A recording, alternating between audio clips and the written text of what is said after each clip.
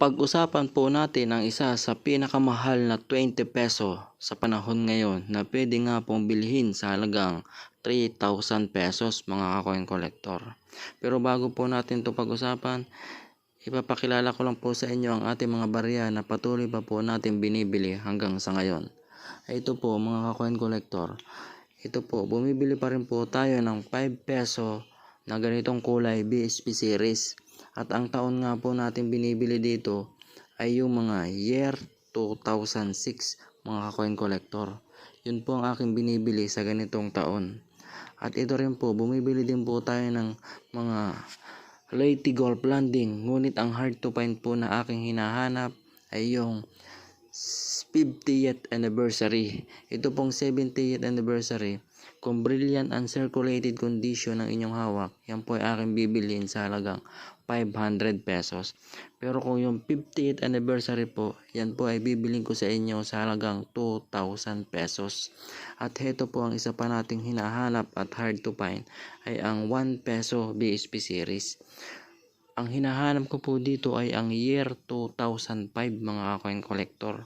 At pwede ko nga po itong bilhin sa inyo sa halagang 1,500.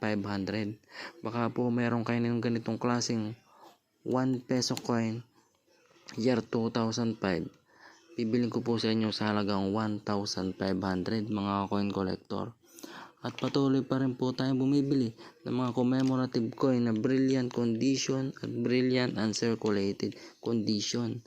Yung mga naka-blister pack po nito. Pwede po yung bilhin sa halagang 500 pesos ang bawat isa.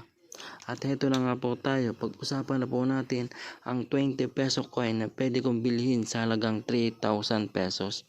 Ito nga po yun. Kung mapapansin nyo po, ito po yung 20 peso coin. Ang hinahanap ko po dito ay yung year 2019 na upper mint mark mga coin collector. Tingnan nyo po, dapat ang mint mark po ay naandito sa may bandang balikat niya. Tapos ang taon po ay year 2019. At pwede nga pong bilhin sa halagang 3,000 pesos. Kaya po kung meron kayo makikita mga ganitong klaseng 20 peso coin, bibilin ko po sa inyo sa halagang 3,000 pesos. Basta po tugma sa aking hinahanap. 2019 po. Marami pong salamat. Sana po ay mabentahan niyo ako ng mga ganitong klaseng barya.